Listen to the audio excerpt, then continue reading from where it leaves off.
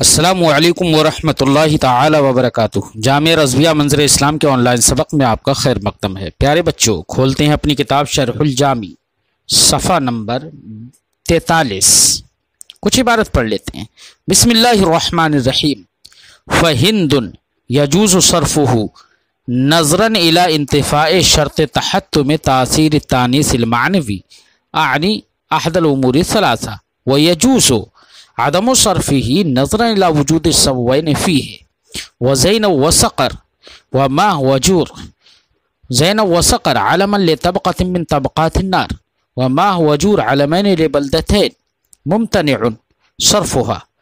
أما زينب فللعلمية والتانيث المعنوي مع شرط تحتم تأثيره وهو الزيادة على الثلاثة. وأما سقر فللعلمية والتانيث المعنوي مع شرط تحتم تأثيره وهو تحرك الأوسط. وأما ما هو جور فللعلمية والتانيث المعنوي مع شرط تحتم تأثيره وهو العجمة. ابھی بچوں ہم نے کچھ عبارت پڑھی تھی۔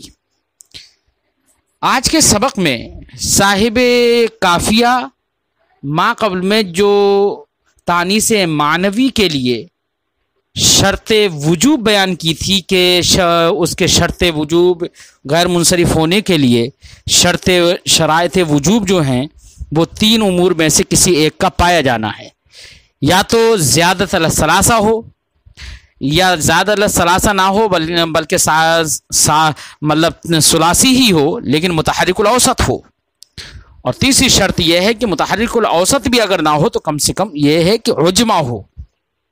یہ تانیث معنوی کے لیے تین شرط وجوب بیان کی تھی صاحب کافیہ نے۔ اب انہی شرط وجوب پر تفریح کرتے ہوئے مثالیں پیش کرتے ہیں۔ فرماتے ہیں فَهِندٌ يَجُوزُ صَرْفُهُ، تو لفظ ہندن جو ہے اس کا منصرف پڑھنا بھی جائز ہے، کیونکہ ہندن تانیث معنوی ہے، متعین ہے کہ اس میں تانیث بتا لفظی نہیں ہے بلکہ تانیث معنوی ہے، اور تانیث معنوی میں علمیت کا ہونا یہ شرط جواز تھا۔ کیا تھا؟ شرط جواز تھا۔ اور شرط وجوب کیا تھے؟ تین میں سے کوئی ایک، یعنی زائد علی الثلاثہ ہو، تو ہندن میں آپ غور کر لیجئے کہ یہ زائد علی الثلاثہ نہیں ہے، اور جب زائد علی الثلاثہ نہ ہو تو یہ شرط تھی کم سے کم متحرک الاوسط ہو، تو ہندن میں غور کریے کہ یہ متحرک الاوسط بھی نہیں ہے، ثلاثی ہے، متحرک الاوسط بھی نہیں ہے، اور متحرک الاوسط بھی نہ ہو تو کم سے کم یہ ہے کہ عجمہ ہو، تو ہندن عجمہ بھی نہیں ہے، عربی لفظ ہے۔ تو شرط وجوب جو تانیث معنوی کے لیے شرائط وجوب تھے، ان شرائط وجوب میں سے کوئی بھی شرط نہیں پائی گئی، اس بنا پر ہندن کو غیر منصرف پڑھنا واجب تو نہیں ہوگا، منصرف پڑھنا جائز ہوگا۔ کیا ہوگا؟ منصرف پڑھنا، کیونکہ وجوب کی شرط نہیں پائی گئی۔ بات سمجھائی؟ ہاں، غیر منصرف پڑھنا جائز ہوگا، کیونکہ شرط وجوب نہیں پائے گی اس لیے واجب نہیں ہوگا۔ منصرف پڑھنا جائز ہوگا، اور چاہیں تو اسے غیر منصرف بھی پڑھ سکتے ہیں، واجب تو نہیں ہے، نفس جواز ہے بس۔ کیوں؟ اس لیے کہ دو سبب تو اب بھی موجود تو ہیں، اگرچہ جو دو سبب ہیں ان میں سے ایک تانیث ہے، ایک عالمیت ہے، دو سبب موجود ہو گئے تو غیر منصرف ہونا جائز تو ہو گیا، لیکن غیر منصرف ہونا واجب نہیں ہوا، کیونکہ وجوب کے شرائط میں سے کوئی شرط یہاں پر نہیں پائی گئی۔ اسی کو صاحب شرح جامی فرماتے ہیں فَهِندٌ يَجُوزُ صَرْفُهُ، تو ہندن کا منصرف ہونا جائز ہے، نظراً الی انتفاء شرط تحتم تاثیر تانیث المعنوی، تانیث معنوی کی تاثیر کے وجوب کی شرط کے منتفی ہونے کی طرف نظر کرتے ہوئے کہ اس میں شرائط وجوب میں سے کوئی شرط نہیں پائی جا رہی ہے۔ وہ شرائط وجوب کیا تھے؟ عنی احد الامور الثلاثہ، امور ثلاثہ میں سے کوئی ایک تھا، اور ان میں سے کوئی بھی اس میں نہیں پایا جا رہا ہے، جیسے کہ ہم نے بیان کیا۔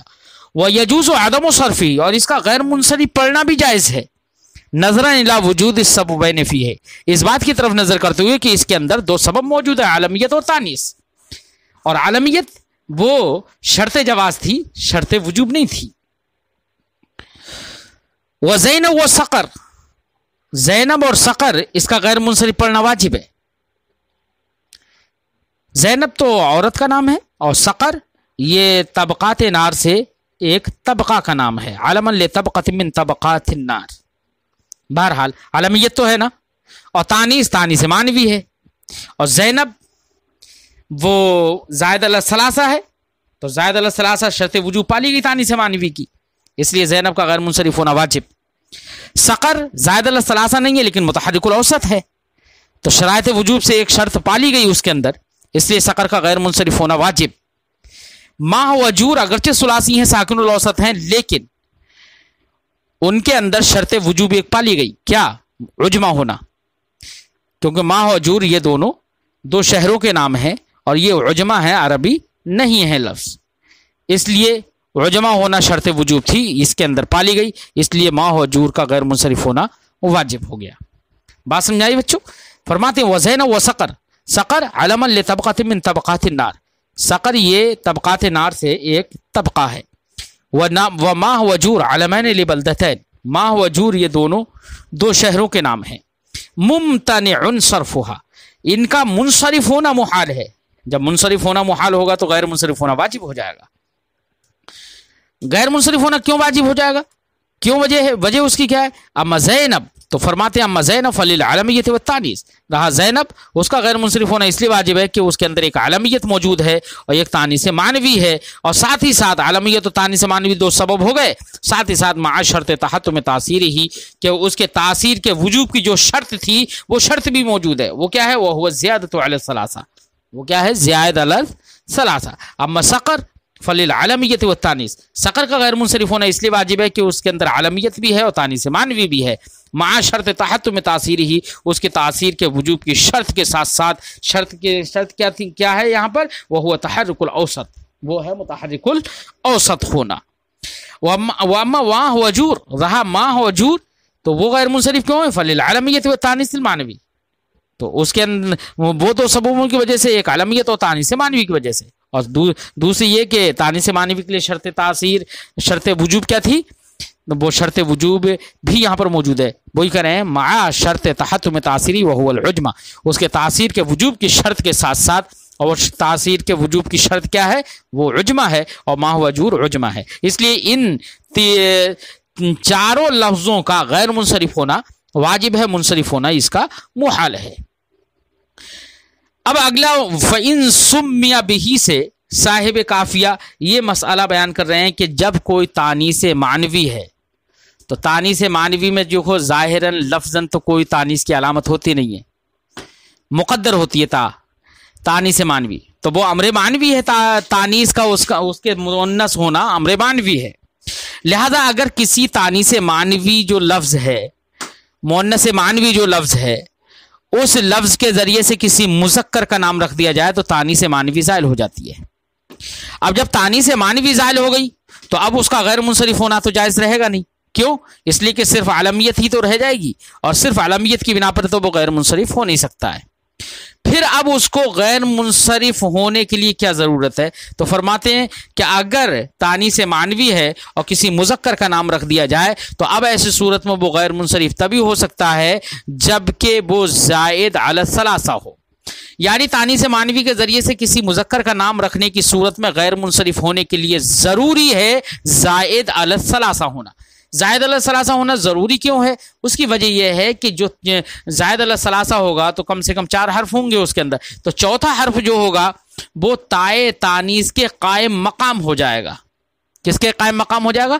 تائے تانیث کے قائم مقام ہو جائے گا۔ جب تائے تانیث کے قائم مقام ہو جائے گا تو جو تانیث معنوی علمیت للمذکر کی وجہ سے زائل ہوئی تھی، اب وہ اس کے قائم مقام جب چوتھا حرف اس کے قائم مقام ہو گیا، تائے تانیث کے قائم مقام ہو گیا، تو اب گویا کہ یہ کہا جائے گا کہ علمیت اور تانیث کی وجہ سے اب وہ غیر منصرف ہو جائے گا۔ تو اب تانیث معنوی جب مذکر کا نام رکھ دیا جائے تو اب اس کے غیر منصرف ہونے کے لیے کیا ضروری ہے؟ زائد علی الثلاثہ ہونا، تاکہ چوتھا حرف وہ تانیث کے قائم مقام ہو جائے، تاکہ قائم مقام ہو جائے۔ فرماتے ہیں اسی کو صاحب کافیہ، فرماتے ہیں فَإِن سُمِّيَ بِهِ، تو اگر مؤنث بِهِ کی ضمیر کا مرجع صاحب شرح جامی بتائیں اے بالمؤنث المعنوی، اگر مؤنث معنوی کے ذریعے سے نام رکھ دیا جائے مذکرن کسی مذکر کا، فشرط ہو تو اب اس کے غیر منصرف کا سبب بننے میں اس کے لیے اس کی شرط الزیادۃ علی الثلاثہ، کیا ہے؟ زیادت علی الثلاثہ ہے۔ کیوں زیادت علی الثلاثہ کیوں ہے شرط؟ لأن الحرف الرابع فی حکم تاء التانیث قائم مقامہ، کیونکہ حرف رابع وہ تاء تانیث کے حکم میں ہوگا اور وہ تاء تانیث کے قائم مقام ہوگا۔ جب یہ شرط ہے تو اب اس پر تفریع کر رہے ہیں، فرماتے ہیں فقدم منصرف، تو لفظ قدم کسی مذکر کا اگر نام رکھ دیا، دیکھو قدم مؤنث معنوی ہے، مؤنث سماعی ہے، وہ اپنے معنی جنسی کے اعتبار سے مؤنث ہے، تو مؤنث معنوی ہے، تانیث بالتاء لفظی تو ہے نہیں بلکہ معنوی ہے، تو اب اس کے ذریعے سے کسی مذکر کا نام رکھ دیا جائے تو یہ منصرف ہوگا۔ کیوں؟ اس لیے کہ اب غیر منصرف ہونے کے لیے کیا شرط تھی؟ زائد علی الثلاثہ ہونا، اور یہ زائد علی الثلاثہ نہیں ہے، اس لیے قدم یہ منصرف ہوگا اگر کسی مذکر کا نام رکھ دیا جائے۔ فرماتے ہیں وہو مؤنث معنوی سماعی باعتبار معناه الجنسی، قدم یہ مؤنث سماعی ہے، سماعی مؤنث معنوی سماعی ہے اپنے معنی جنسی کے اعتبار سے۔ اذا سمي به رجل، جب اس کے ذریعے سے کسی مذکر کا نام رکھ دیا جائے، کسی رجل کا نام رکھ دیا جائے، منصرف، تو یہ منصرف ہوگا۔ کیوں؟ لأن تانیث الاصلی زال بالعلمیت للمذکر، کیونکہ جو تانیث اصلی اس کے اندر تھی وہ مذکر کا نام رکھنے کی وجہ سے، مذکر کا علم ہونے کی وجہ سے زائل ہو گئی، من غیر ان یقوم شیء مقامہ، اور اس زائل تانیث کے قائم مقام بھی کوئی چیز نہیں ہے۔ والعلمی، اب صرف علمیت بچی، والعلمیت وحدها لا تمنع الصرف، اور علمیت تن تنہا وہ منصرف ہونے کو محال نہیں کرتی ہے، منع نہیں کرتی ہے، یعنی غیر منصرف نہیں بناتی ہے، لہذا اس کے یہ غیر منصرف نہیں ہوگا، منصرف ہوگا۔ وعقرب، اور اقرب یہ مؤنث معنوی، اقرب بھی مؤنث معنوی سماعی ہے اپنے معنی جنسی کے اعتبار سے، لہذا اقرب کے ذریعے سے کسی مذکر کا نام رکھ دیا جائے تو فرماتے ہیں صاحب کافیہ ممتنع، اقرب کا منصرف ہونا یہ محال ہے، یعنی غیر منصرف ہونا واجب ہے۔ کیوں؟ کیونکہ اگر مذکر کا نام رکھ دیا جائے اقرب کے ذریعے سے تو تانیث معنوی جو تھی وہ تو زائل ہو جائے گی مذکر کا نام رکھنے کی وجہ سے، لیکن جو چوتھا حرف ہے اس میں اقرب میں با، یہ چوتھا حرف یہ تا کے قائم مقام ہو جاتا ہے۔ کس کے قائم مقام ہو جاتا ہے؟ تا کے قائم مقام ہو جاتا ہے، تو اب جب قائم مقام موجود ہے تا کا تو گویا کہ تانیث ہے، یہاں پر جب تانیث ہے تو دو سبب پا لیے گئے، ایک تانیث اور ایک علمیت، اس لیے غیر منصرف ہونا اس کا واجب ہوگا۔ فرماتے ہیں وہ اقرب وہ مؤنث معنوی سماعی، اقرب یہ مؤنث معنوی سماعی ہے اپنے معنی جنسی کے اعتبار سے۔ اذا سمي به رجل، کسی مذکر کا نام جب اس کے ذریعے سے رکھ دیا جائے، ممتنع، تو اس کا منصرف ہونا محال ہو جائے گا۔ کیوں؟ لأن منصرف ہونا جب محال ہو جائے گا تو غیر منصرف ہونا واجب ہو جائے گا، یاد رکھنا۔ لأنه وإن زال التانيث بعلميته للمذکر، کیونکہ اگرچہ تانیث زائل ہو گئی ہے مذکر کا نام رکھنے کی وجہ سے، فالحرف الرابع قائم مقامہ، تو چوتھا حرف اس کے قائم مقام تو ہے یہاں پر بے دلیل۔ اب یہاں پر چوتھا حرف قائم مقام ہے، اس کی دلیل کیا ہے بچوں؟ تو یاد رہے دلیل سننے سے پہلے یہ سمجھ لیں کہ جہاں قائم مقام جو ہوتا ہے، جب قائم ہوتا ہے تو جس کے قائم مقام ہوتا ہے وہ موجود نہیں ہوگا، کیونکہ نائب اور مناب دونوں ایک ساتھ جمع نہیں ہو سکتے، قائم اور مقام دونوں ایک ساتھ جمع نہیں ہو سکتے، عوض اور معوض دونوں ایک ساتھ جیسے جمع نہیں ہوتے ہیں، ویسے ہی یہاں پر اگر چوتھا حرف قائم مقام ہے تاکہ، تو جب تک یہ چوتھا حرف رہے گا اس وقت تک تا نہیں آ سکتی ہے، چاہے تصغیر بنا کر دیکھ لو تا نہیں آئے گی، اور جہاں پر حرف کوئی قائم مقام نہیں ہے تانیث کے تو اس وقت تا تصغیر کی صورت میں ظاہر ہو جاتی ہے، تو اگر تا ظاہر نہ ہو تصغیر کی صورت میں تو سمجھ لینا کہ چوتھا حرف اس کا قائم مقام ہے، کیونکہ اگر تا ظاہر ہو جاتی تو چوتھا حرف تو کوئی بھی حرف اس کا قائم مقام نہیں ہوگا، کیونکہ قائم اور مقام دونوں ایک ساتھ جمع نہیں ہوتے ہیں۔ اسی کو دلیل سے پیش کرنا ہے صاحب شرح جامی